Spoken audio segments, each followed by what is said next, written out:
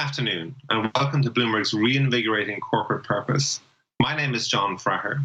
I'm delighted to be opening this event where we'll be discussing the very relevant area of purpose in a business context, as well as an action-oriented discussion on sustainability. I've recently returned from the COP Summit in Glasgow, so these are topics that are foremost in my mind. It feels like people, purpose, and planet are more strongly linked than ever before.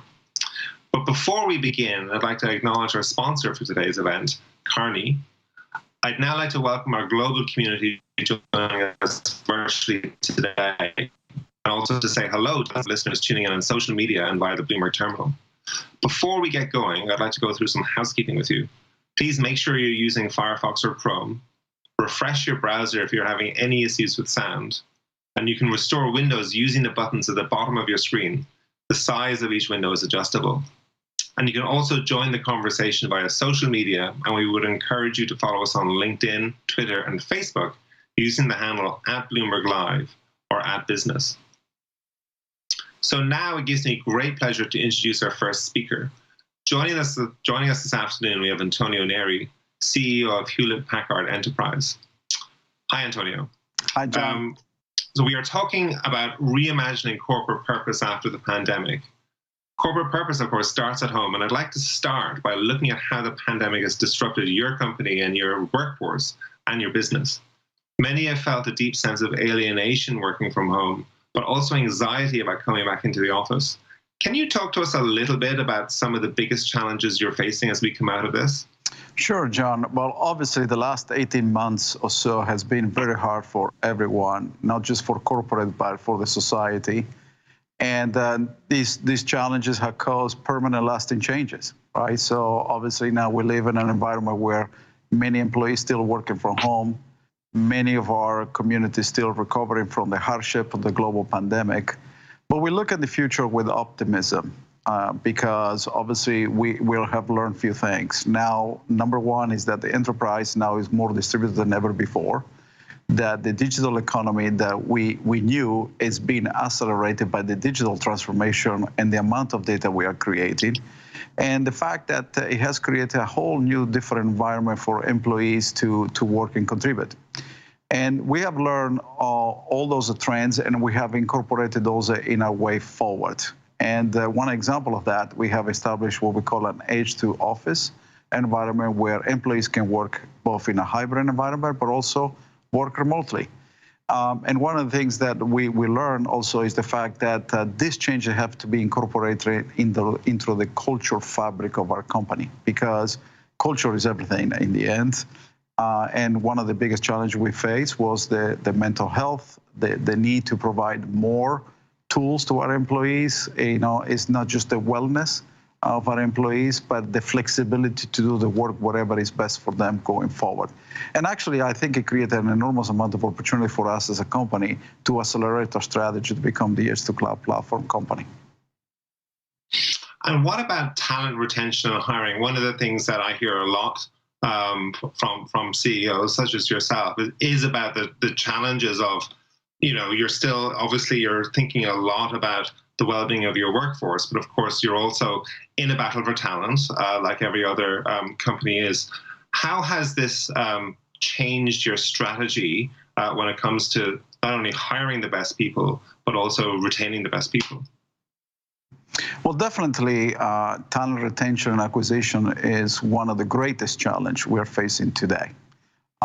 Here in the United States, but in general around the globe, employees are reassessing their aspirations for what type of company they want to work.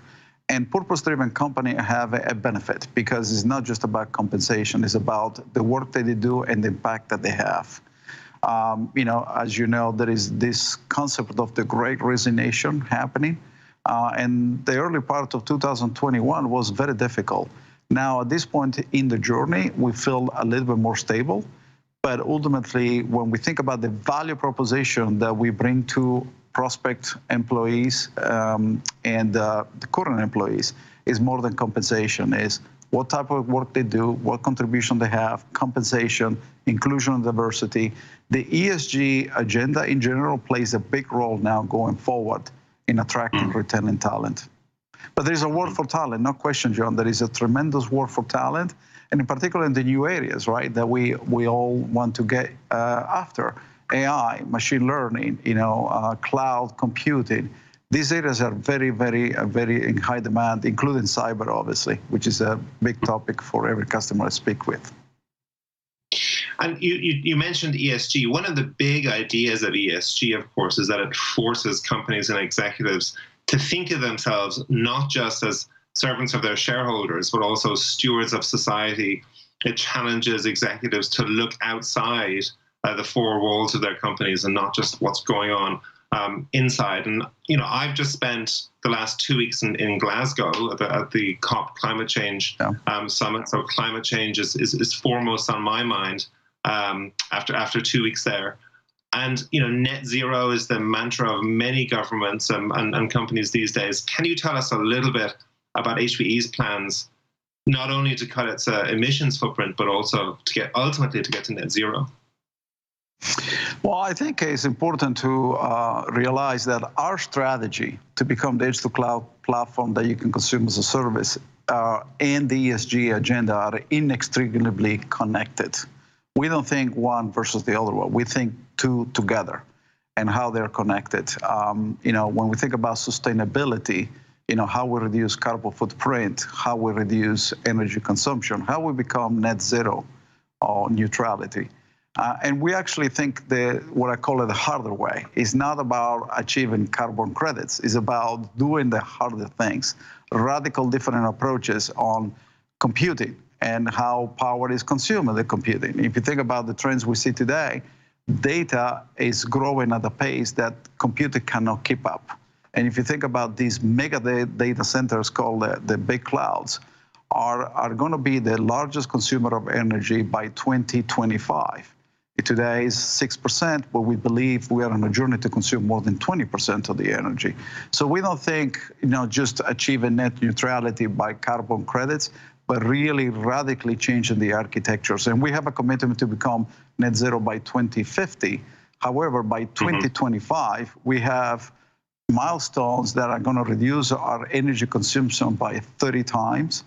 And as we pivot to an as-a-service model, actually, that's good for the energy consumption, the sustainability in general. It drives also the circular economy, which is good as well in terms of reclaiming assets and so forth. But also the innovation. Innovation has to be accelerated across multiple aspects of there. I'm very proud of what happened in the last 2 weeks.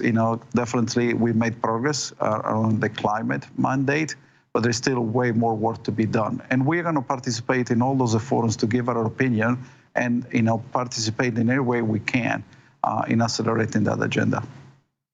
And can you talk to us a little bit about just how, where do you see the biggest roadblocks, the biggest challenges when it comes to cutting your footprint, to net zero? I mean, some countries in the world, renewable energy is much more available perhaps than it is in other parts of the world. Obviously, in places like India and China, still using a lot of coal. Can you talk to us a little bit about, where do you see the hard yards now when it comes to getting your footprint down to zero? Yeah, I don't think it's just about using renewable energy or any other source of energy. Obviously, those are being utilized now more and more. I think it's more about accelerating the efficiency of the usage of the product. Because when you look at where the waste comes from, it's not in the design of the product. It is in the usage of the product, and then after that product comes to an end of life, what we do with it. And so I think there is a component designing things up front the correct way, and that's what Hewlett-Packard Enterprise is investing quite a bit of capital and know-how to really change the architecture of computing as we know it today. Because the fact of the matter is, John, that the current architecture has been in place for 70 years, and we're going to run out of what we call the Moore's law, right? And we need to think about differently. And that's why HPE is thinking about in-memory computing in ways to solve those problems where we put the data, the core of the architecture, in a non-volatile way, which means we consume 100 times less energy. But then when we run those systems over the life of the product, how we drive lower consumption And that's why we are designing things with liquid cooling and other areas, and renewable energy is part of that as well. But in the end, we have to work hand in hand with the government to instill the right incentives, while companies like us bring the forefront the innovation that's needed going forward. And it's a whole ecosystem, it's not just one part of it. And you mentioned earlier the values that employees and potential employees sort of emphasize, in terms of what they're looking for in the companies that they're working for. Where, in the hierarchy of values that your employees talk to you about, where does climate change come in that list? Anything that's ESG related, which is sustainability, climate change, inclusion, diversity, is very, very high, I will say. We have made tremendous progress in our company, everything related to culture, societal impact. Remember, what is our purpose, John? Our purpose as a company is to advance the way people live and work. And we govern that purpose with 4 core beliefs. One is accelerating what is next. Bold move is the second one. In the power of yes, we can. And the last but not least is obviously being a force for good. And the amount of time our employees devote themselves is in the millions and millions of hours to give back to the communities in their own way, and in many cases by the support that Hewlett-Packard Enterprise put behind them. So when you rank in our survey, and we do a Voice of the Workforce survey every year, and we ask multiple questions, the ESG agenda comes very, very high. And as of late, obviously, inclusion and diversity are very hot topics too. And in that, we have a group of employees, more than 30, that are participating with me and my board in taking decisive actions to make progress against those as well. And on that issue of inclusion and diversity, I'll ask you sort of a difficult question, if you like. What score would you give yourself, or would you give HPE when it comes to the progress that you're making on inclusion and diversity, whether it's race or whether it's gender or other issues? Well, listen, if I look at backwards, obviously we make great progress, and we disclose all this progress in a transparent way in a living progress report that gets published every year. And even in 2020, despite all the challenges we went through to the global pandemic, we have raised our participation in ethnicity, in gender, and so forth. But we still have a tremendous amount of work to be done. We give myself a 5 to 6, to be honest with you. But when you look at the scores, actually you see 7, 8, 20 points, depending on the metric you're looking at, improvement. However, we have a long ways to go to make this a truly equitable organization. But we are getting good feedback from our employees so far. And when you look at ESG, I mean, clearly, we've talked about climate change, we've talked about inclusion and diversity, but increasingly hot topic in the area of ESG is governance.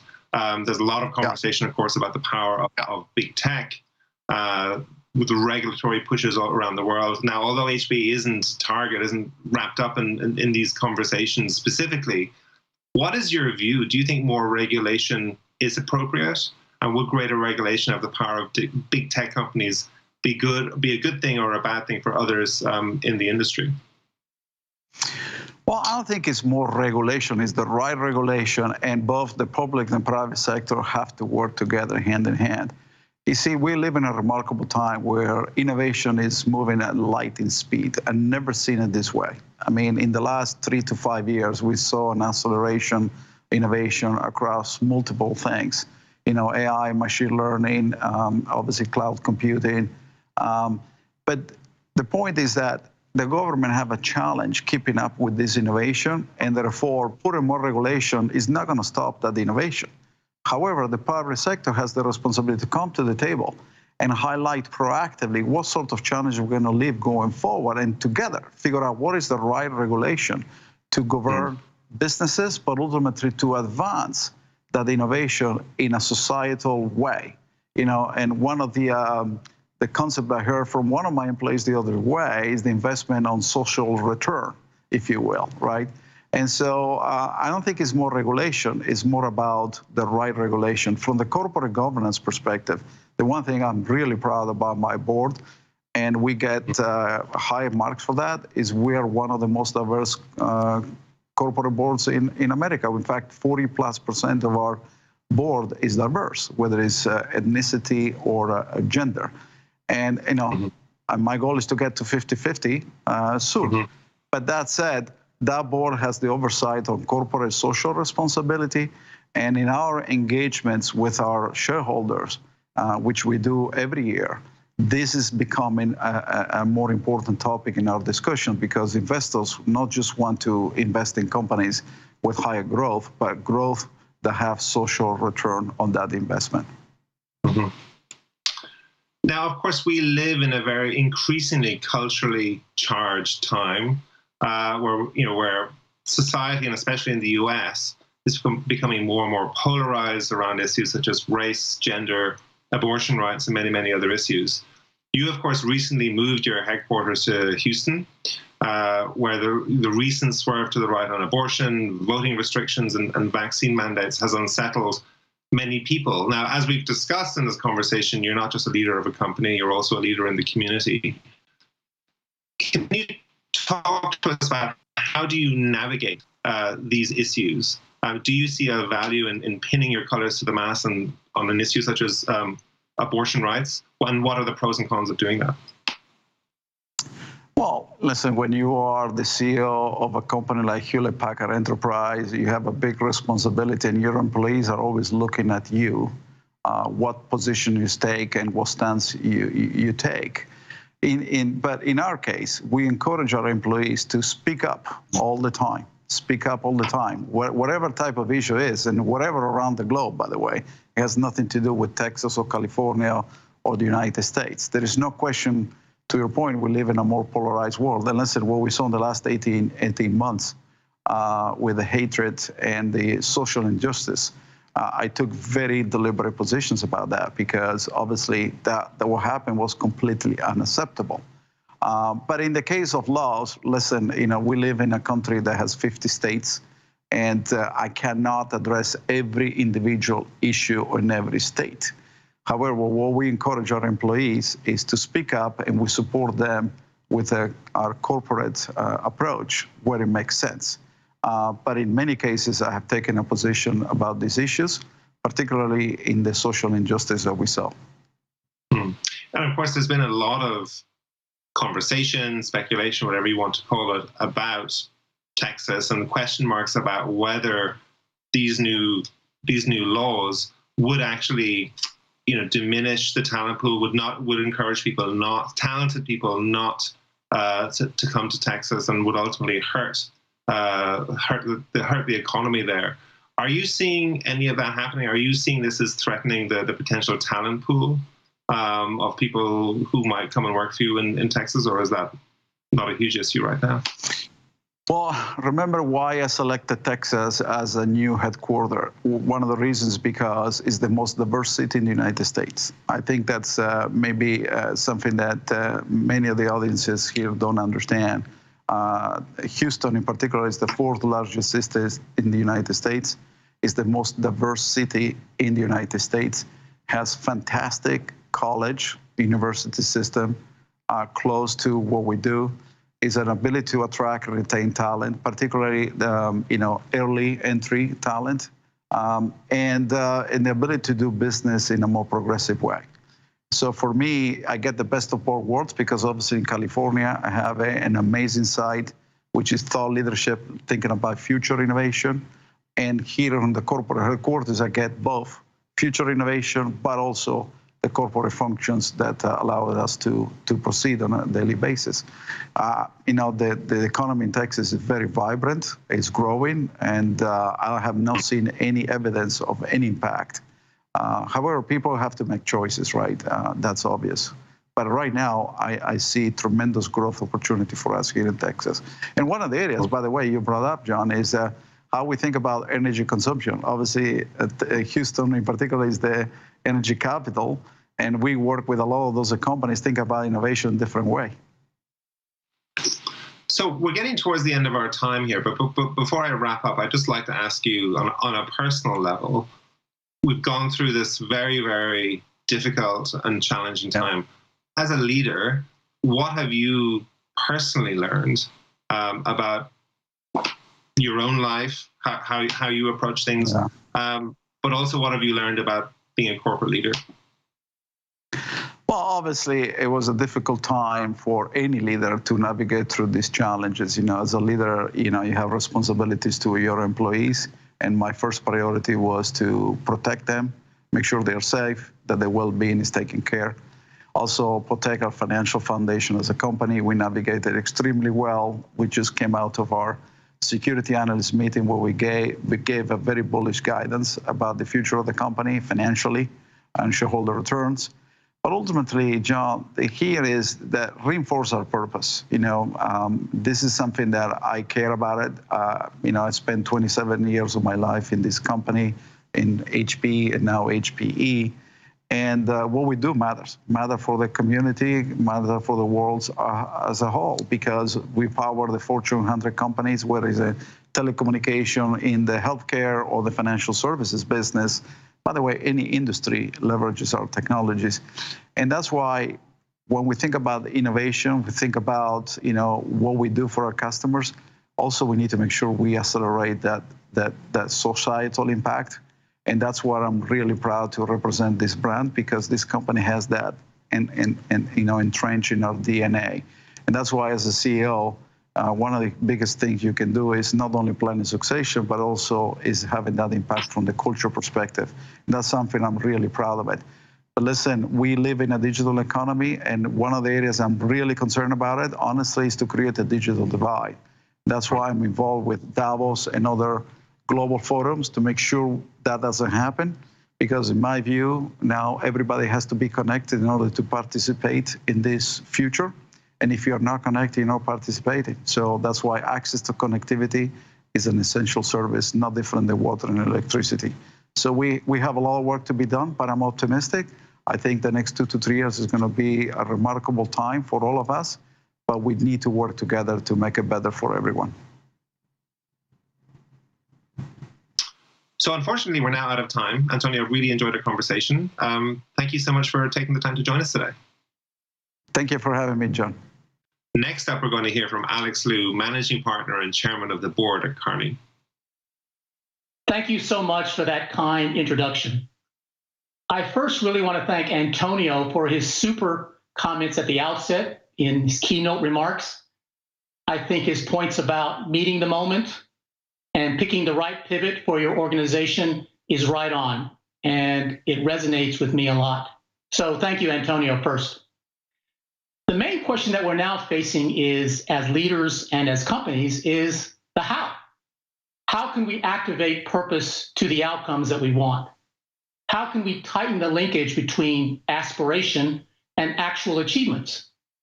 And how can we close the purpose gap with some of the research that we have already shared? That is the question. In my view, this is not just about purpose. It's also about power and empowerment. This is about who is in the room, who is making the decisions and trade-offs around promotions, around resource allocation, about determining the pace and definition of success. So a lot of what we have to do as leaders is confer power, transfer power to the folks that can make that difference.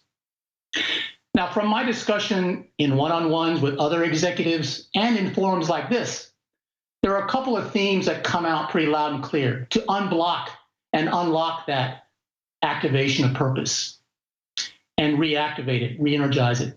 Empower teams and inspire individuals. And they go hand in hand. They're closely linked. First, empowering teams. How do we move the middle of the organization where the day-to-day power is wielded and decisions are being made? This can't be only top-down or bottoms-up. It should be middle-out. As we know, at the top of the organization, we're making pronouncements and pledges, mission statements and metrics. These all make a lot of difference. And for the newer generations coming into organizations, we can't be bold enough, soon enough, fast enough. The bottleneck is really unleashing that big, vast middle, the functions, the market-facing units, to take the risks, to be creative, to actually try to make the solutions that matter for the future. It's a tough challenge because what's in it for me? There's a zero-sum game fear. There's risks that need to be taken. It's a little scary to promote people that you don't really understand or don't look like you. It's a bit bold to make decisions around products and pricing that's more climate sensitive or ESG friendly. It's tough to actually reconfigure your global supply chains to be more circular and sustainable. So it's up to us as leaders to meet that middle, to meet the moment with our colleagues, to unleash their boldness, their risk-taking, to really empower them to activate the purpose. This is about transferring and conferring the power and the trust in them. The second piece is inspiring individuals. As we know, we want to be safe, physically and mentally, psychologically, and Antonio talked a lot about that. We also want to be seen and supported. But most importantly, our colleagues want to be inspired. They want to feel like they belong to an organization that has a higher, broader purpose. They also want to belong to a workplace that is both joyful and just. Culture should always be an aspiration, not the worst set of behaviors that are tolerated or in preparation for a shareholder meeting.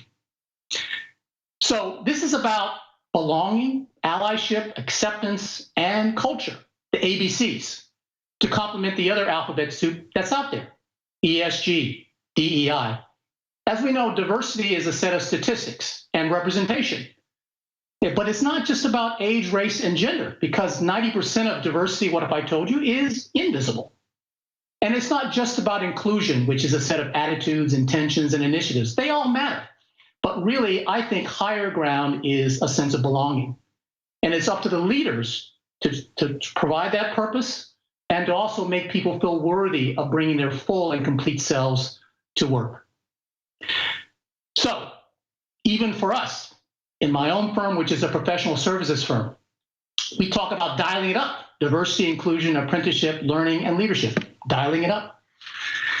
Now, in summary, reinvigorating purpose and activating it, energizing it, requires us to have a change management mindset, to move the middle, to meet the middle and the entire organization where they are, and to inspire and be leaders that are worthy of that respect and that devotion. I look forward to the discussions that are coming and beyond today. Thank you very much for your time, and I appreciate the chance to speak with you. Bye for now. Thank you very much, Alex. For the final part of the event, I would like to introduce my colleague and fellow journalist, Anthony Trivedi, who was joined by a great panel to delve further into sustainability.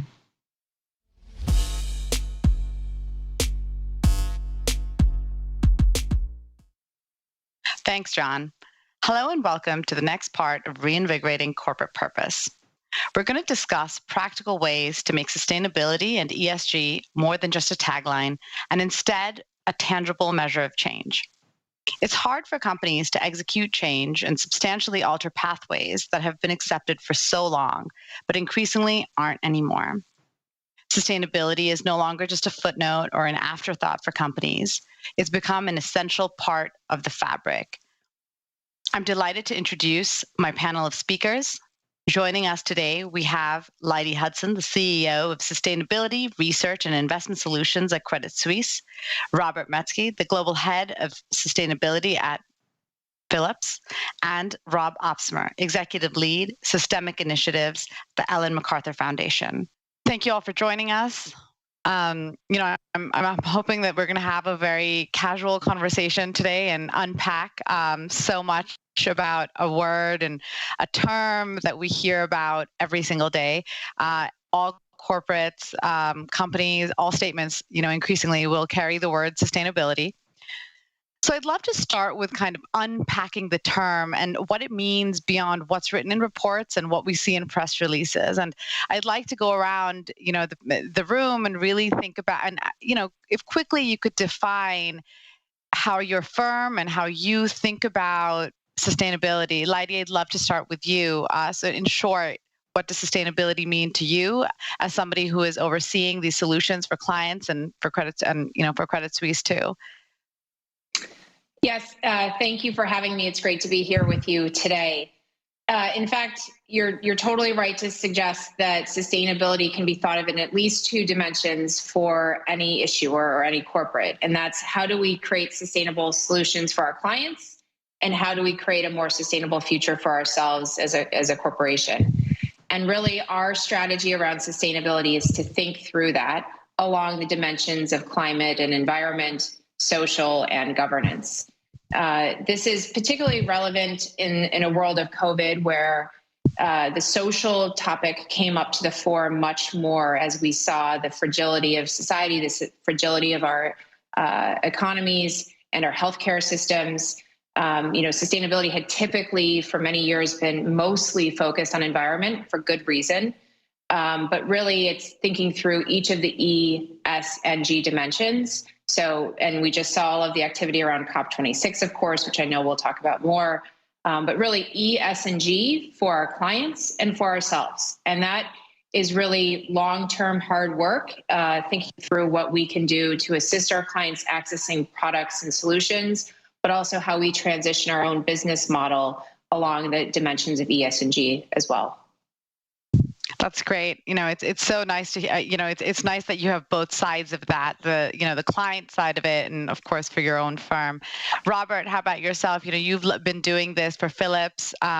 We've talked previously, but I know that there is there's obviously going to be this Philips spiel around it, and there's always going to be, what we talk about, sustainability and, the broader terms. But for you as someone managing this and trying to make these transitions happen, how do you think about sustainability and sustainability strategies to that end? Yeah, let me build on what Lydie has been saying. I think it's really about the E, the S, and the G, right? So it's much broader than the environmental impact, of course. Maybe another lens to add to that is the Sustainable Development Goals, the SDGs, right? That a lot of governments, NGOs, and our customers are also looking at. So maybe building on what indeed Lydie was saying, I think it's really important to think through where your organization or company can really have material impact, right? And discuss this with your key stakeholders, with your customers, with your investors, with your suppliers, and then really zoom in. As Philips, we are a leading health technology company with the goal to improve 2.5 billion people's lives by 2030. And when we talk about materiality, then it is about health and well-being for all, which is one of the SDGs, number 3. And on the environmental side, it's really about climate action and, of course, materiality. And I think Rob will talk about the circularity in more detail, but of course, that's been key element to really also reach the climate goal. So if you ask me what does sustainability mean in a context, I think it's a core part of our strategy, of our purpose.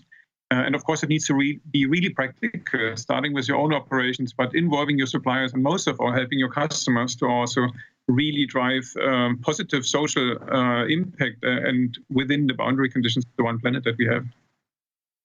Thank you for that. We'll talk more about the ecosystem that you have to create around sustainability. Rob, I'd love to hear from you quickly from the MacArthur Foundation's perspective and from what you're working with, especially with folks like with Robert. How do you think about it? Yeah, I think if we think about sustainability, it really all starts with where do we want to go. And historically, a lot of the focus in the sustainability conversation in particular is going to go around how can we reduce the harm of the business, particularly on the E side of things. How can we use a little bit less water? How can we use a little bit less energy, shrink our negative footprint? And that's all really important, but ultimately that doesn't quite tell us where we want to go. It's not very inspiring to say we want to become less bad. And increasingly the conversation is starting to shift towards how can we actually have a positive impact as a business, as an economy, and Robert mentioned it just now. And that's where we believe our work that we're doing at the Ellen MacArthur Foundation with the circular economy plays a really important role in actually building an economy that can work in the long term and not just be less bad, but actually deliver positive outcomes for people, the environment. That's a great point, and we're going to touch more on circularity, but I want to start with the point that you made about kind of looking at this historically. So I guess, for all of you, what is the starting point? It seems like sustainability there's a moving target, right? And so what is the starting point for thinking about corporate sustainability, especially, and we'll get to, in the context of corporate purpose, Lydie, you work with all sorts of companies and clients kind of across the spectrum. How do you think about it? And, what is the first thing that you think about for clients on the strategy end of it? Sure. Well, as Rob just mentioned, really diagnosing your starting point, both what your business model is and what it could become along these dimensions. And for us, we're a financial services institution. So we lend capital and we provide access to products and services that allow our clients to express their own perspective or express what our chief investment officer recommends. So our real our fortress is our ability to provide that access either through financing or through products and services and insight. And so that's really our core objective, is to really assist in having our clients accessing the transition or whatever version of the sustainability journey they want to, including, by the way, to Rob's point, financing new technology, new innovation, new ways of solving potentially the climate crisis or the healthcare crisis. So there are a number of dimensions by which we as a financial services institution can really use our core DNA to help our clients engage with sustainability. And on the other end of the spectrum, then, we have to look at what our track record has been in that regard and, what we do that may be harmful or that may have to transition itself. So that's really our balance sheet, or where we spend our money. So which vendors we use, which suppliers we use, and what is the kind of knock-on and supply chain effect of all of that work. So, we happen to be a financial services institution, so we play in the financial domain of assisting our clients through the financial system. But we also have our own balance sheet and our own payments that we carry on forward with as well. And that's really, we have to keep both ends of that spectrum in mind, and then work through, again, according to our strengths and our historical DNA and our strategy, really how we can assist in that journey. Right. It's interesting because, then you look at a business like Philips, right, which is not obviously very different, but again, the goals, and Robert, we were talking about this last time, is the difference between a sustainability strategy and setting that up kind of next to your core business versus being sustainable and actually putting that, putting your money where your mouth is. From the context of Philips, how does that look? Yeah, thanks, Jani. I think that's a great observation indeed. I would like to say you don't need a sustainability strategy. You need a sustainable strategy, right? So that means really moving from Friday afternoon activities to having it at the center and really peeling the onion from starting from the company purpose to long-term objectives, mid-term objectives, short-term objectives, and really landing it in a day-to-day decision-making so that you, for instance, if you do portfolio management or if you look at specific innovation projects, not only look at what is the profitability outlook in the next 3 to 5 years, but that you also really understand what is the social impact, what is the environmental impact, what does it mean for different stakeholders, including suppliers. So trying to make it really, really practical and move beyond financial reporting to integrated reporting, and from there to integrated decision-making, really empowering every stakeholder in the organization to having that perspective. I think that is the core of the transformation that we are talking about. And then, of course, you need financial institutions, right, like Lydie was talking about, to help you finance the transition. We issued sustainable innovation bonds 2 years and 3 years ago to really invest in refurbishment center, where we are applying things that we've been learning and developing together with the Ellen MacArthur Foundation to refurbish large-scale medical equipment and bring that to the customers. But it comes back to these micro decisions and really making that an integral part of how you live, basically, and not just to these do-good, feel-good kind of activities that you talk a lot about, but you do on a Friday afternoon, because that were the first ones that you also saw got killed during the COVID crisis. When businesses get under pressure, they divest or reduce everything that's not core. Sustainability needs to be part of the core. And that's exactly what really, I sorry, yeah, I just Rob, want to say... please come in. Thanks. There's a little delay. I just want to say I couldn't agree more with that, both Robert and Lydia, and that's that really integration of what is the purpose and what do we want to achieve into the core business, into the products and services you put in the market as a company, that's really where we believe it should go. And I think the good I would say a good news in that is that the research we've done over the years has confirmed over and over and over again that whatever industry we look at, whatever geography we look at, there are massive opportunities when we look at the circular economy specifically to score both better environmental and better economic outcomes. And to just give you one example of a report we published last week looking at the fashion industry, where for decades the growth in the fashion industry has been fueled by putting ever more, ever cheaper products on the market, and that has had, not unsurprisingly, of course, a massive negative environmental impact, but also has been actually really negative for the profitability of the industry, and profit pools and average profit margins have been going down. And we've looked at what would be the potential for circular business models, so for fashion companies to go in and derive revenue not just from making ever more, ever cheaper stuff, but actually to derive revenue from, for example, reselling, renting, repairing clothing. Right. And the opportunity is massive, 700 billion opportunity by 2030, and could become 20% of the industry by 2030. So that's just one example of how we can look for better growth in the core business, better products and services that deliver both on economic and environmental objectives. That's a great point. Especially you bring in the example of the fashion industry. And just the other day, I was looking at, I think LVMH or someone is doing vegan leather sneakers. They're all starting to change up and really make this a bigger point and bigger part of their strategy. But these are great practical steps. But how do they really, how do we really turn these sustainability related steps into profit? Is vegan leather really going to is it really that much more sustainable than leather? And is it, that's just one example because you mentioned the fashion industry. But I guess I want to, Lydie, in your context, how do you think about practical steps? What really are practical solutions? Yeah, well, and I'm going to forget if it was Rob or Robert who made this point before, but this is really about creating sustainable, durable business strategy.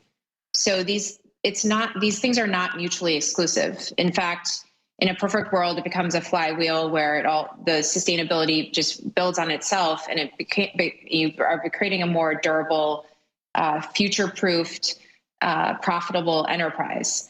And we know that's feasible, and maybe depending on which industry you're at various points of inflection for building that flywheel. But consumer demand has shifted so substantially to really have this be at the forefront of consumer sentiment across the economy globally, but in that, of course, varies by sector. But there is appetite around pricing. Consumers are in general willing to pay some sort of green premium. And again, that varies depending on which sector you're in. And as that green premium, as Bill Gates calls it, gets reduced, this will become, self-fulfilling in some sense. Now, at the base of this is experimentation and the appetite for innovation. Right. So whether it's vegan leather or if it's transitioning legacy energy infrastructure, right. There has to be some tolerance for medium to long-term planning and innovation, and the cycle time for that innovation to actually pay off.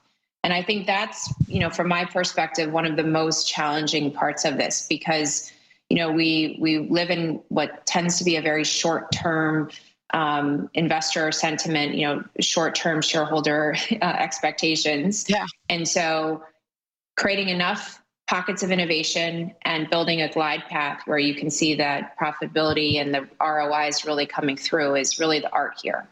And I think in general, increasingly investors are understanding, shareholders are understanding that these are going to create more durable companies with better outcomes, whether it's with their employees, with their shareholders, with the communities in which they operate.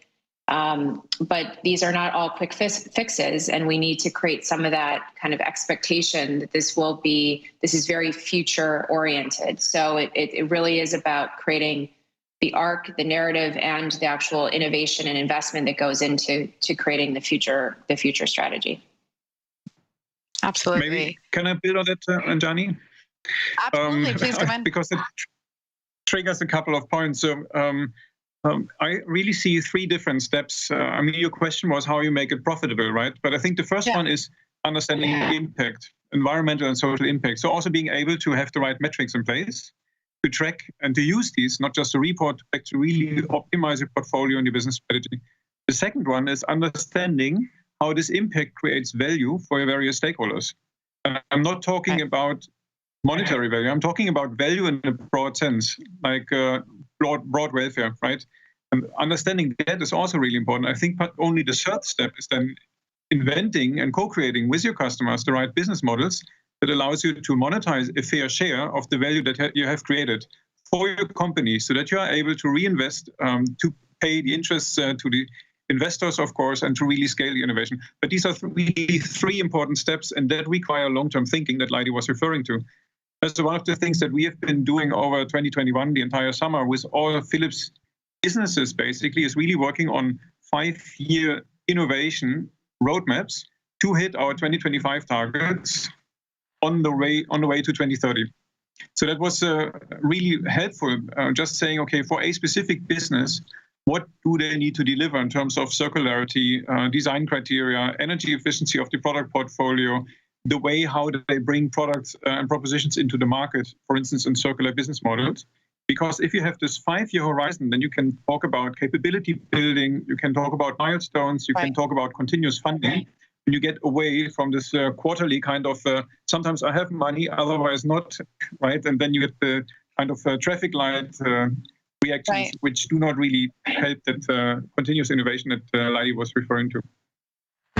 And I guess that's kind of where, to the point that you raised, I think that's kind of where as companies and, different sectors transition, in some sectors, to Lydie's point, in some sectors it'll be accepted faster. In some sectors it won't be accepted as quickly. And then in some, so you end up with the spectrum of leaders and laggards in this transition. So, where do you see, what is the single largest difference between the leaders and the laggards? Is it purely just a function of the business model or the sector? Or is it really, they haven't set targets? Their strategy is, a sustainable strategy versus is a strategy around sustainability as long as it's convenient versus a sustainable one that kind of gets them to these 5-year targets or 3-year targets or, whichever works, I guess. Rob, where do you see that? And in the work that you do, what is the single largest difference do you see between these kind of groups of companies and that are trying to transition? Yeah, thanks. And I think thinking about that, I think there's probably many differences. I'm thinking about a single unifying trait between the laggards and the leaders. Setting the targets for the leaders certainly is often a first step. Then, as Robert was talking about, setting the roadmaps to actually deliver on those, engaging in the partnerships, the collaborations, the innovation, thinking about how to integrate in the core business. That's certainly all elements that put them apart. We have been thinking a lot about over the years about how do we actually get the laggards to move up to the level of the leaders. Yeah. We work with many leaders as an organization, and we've really found 2 ways. One is to work with the leaders to push the ambition even further. And one example we have there is from the work we've done around plastics and packaging, where we worked back in 2017 with Unilever to come forward to set an ambition to make all of their plastic packaging 100% reusable, recyclable, or compostable. We then went to Unilever's competitors. We got a few more, and now we have more than 1,000. So, but all of those thousands can be changed, can be tracked back one way or another to getting that first leader to step up and show the way. The other way, of course, is through policy, and I think that's where we haven't talked a lot about policy, but that's where policy, of course, can play a really meaningful role to level the playing fields and get the laggards to step up as well, because that's another thing we've consistently found through the work we've done through voluntary action, voluntary industry action. we can get a really long way, and we can show what's possible with a group of leaders, and we can drive the innovation, et cetera, et cetera. But to get from that initial 20, 30% of leaders in the market to 100%, that's, in our experience at least, really, really hard to do through voluntary action alone, and is something where at some point government needs to step in to help scale those innovations and those actions from that group of leaders to the rest of the market. Well, from our experience, sorry, go ahead. I'm sorry. No, Lydie, go ahead, please. Go ahead, I wanted to say, from our experience, there are a couple of elements that you need to drive such a transformation. And it starts with this narrative that people really understand and buy into, right? And that can be something anchored in science-based targets, in the global climate crisis. That could be industry-specific, maybe, if you really want to talk customers. But so you need a narrative. Then you need to engage the leaders, as Rob was saying. I believe the single most differentiating factor between leaders and laggers is leadership. So really, you need people that step up. And also on a personal, credible level, step in times of uncertainty and lead the way. And then, of course, you need to build capabilities. So, for instance, we are now working with our supply chain to have 50% of our suppliers signed up to science-based targets in 5 years' time from now. So that means you need to also assist them in the transformation and build capabilities jointly. And the last step is really also embedding that in your system. So creating financial incentives for people that are following the good path, so to say, baking in sustainability and ESG criteria in your core processes, remuneration systems, you have it. So I think that are the 4 things that really drive change also in the industry. It's a great point. Yeah, Lydie, would you like to jump in there? Sure, yeah. So I'll take a contrarian view for a second, which I think is that the kind of the acid test of leaders versus laggards, and it's obviously quite useful in some sense to have both ends of the spectrum. But we all know that one of the challenges here is the lack of regulation or consistent regulation, the lack of consistent policy, and the lack of consistent or widespread disclosure means that it's very hard to analytically easily compare all the leaders versus the laggards or the entire universe of corporates. But there are certain acid tests which are pretty important, some of which have just been listed by my fellow panelists. And I think that over time, we will have more of a baseline benchmark of understanding, either people are on a journey or they're off the journey, and it's kind of, right. And it's, to me, that's the first test, and it's back to the credibility. Is it embedded in their strategy? Have they adopted science-based targets? Do they have people working on this? Do they have leadership assigned to it? There are certain very just integral, specific questions that if those ingredients don't exist, then the corporate's just not even on a journey to having this be part of the discussion. So I think the leaders versus laggards is helpful. It's an important way of thinking about this. And in fact, we do this often when we think about our research. But I would also suggest there's another way of thinking about it, which is much more binary, which is are the ingredients for success even on the table and part of the management team's decision-making and the board's decision-making? And you can usually see through those quite quickly. And those have a lot to do with, SASB, TCFD, SBTI, all the kind of acronym soup that we all know about. And that's another way of thinking about whether or not, the issuer is even started down the path. It's great because, part of it is also a question around whether there's purpose or intent. Purpose and intent. I mean, this is a question of leadership, right? And I think and corporate values. And so and we're talking in quarters and years, not days, weeks, months. And so this really has to be infused starting from the top, and at some point it's just about sustainable strategy as opposed to sustainability as part of the strategy. And so again, an acid test is, where is it in the purpose statement or in the vision statement or the values of the firm? And if you don't see it in that kind of collateral, then you may, in fact, be able to you should be testing for whether it's a legitimate exercise for the firm. And I guess that's where, part of there's also then what's achievable, if it is even part of the purpose and intent statement, and it is what these management teams are striving to get to. Where do we think about, the intersection of employers and employees, and how do you really get the buy-in from your employees and to really move ahead? If you want to talk about sustainable strategies, that's all well and good, but what actually works? And for people like you and me, who are all employees of big companies at this point, and we can talk about it, but how do we get to it on a personal level? Robert, I know you have a lot to say about this, and so I'm going to let you jump in here. I'll keep it short for the sake of time for my fellow panelists also. But one of the things that we did, of course, really try to look for a scalable model of how to help people connect their personal purpose with the company purpose. And that, of course, is tricky, right? I mean, if you have a friend or a colleague that you know very well, you can sit on a coffee table and have these type of discussions. But how do you facilitate that discussion with 80,000 people around the globe?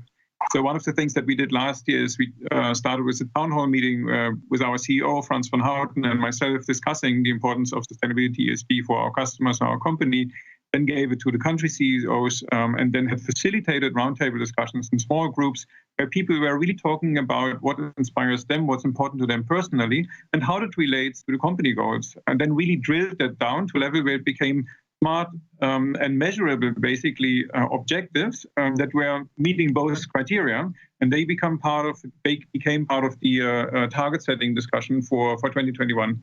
So I'm not saying that's the silver bullet, but it was a very interesting experiment to look exactly for that intersection that you mean between what drives me as a person and how does it relate to the company objectives or the purpose. Yeah, and I guess that's what we've kind of come out of COP26, and we've realized that we need so much more individual action too. Rob, I know we have very little time, so I'm going to let you do your 10 seconds. Well, I think for me, it comes back to, is the vision that we're going towards actually inspiring? Are we trying to become a little less bad? Imagine raising your children like that, become a little less bad. It's not very inspiring, but are we actually going to a place where we are trying to make business a force for good in the world and have a positive impact through our products and services? And well, in the interest of time, that's my contribution. Lydie, I want to come to you, but we're going to have to leave it since we're out of time. Thank you to all our speakers for joining us today. We're grateful for your participation and perspective. And to our audience, both within and beyond the Bloomberg community, thank you for joining us. Please follow the conversation with @Bloomberg Live on LinkedIn or Twitter, or like us on Facebook. And to learn more about our upcoming events, please visit the website at bloomberglive.com. Thank you to our sponsor, Carney, and everyone who joined us today. Don't forget, you can watch this on demand. Thank you and stay well.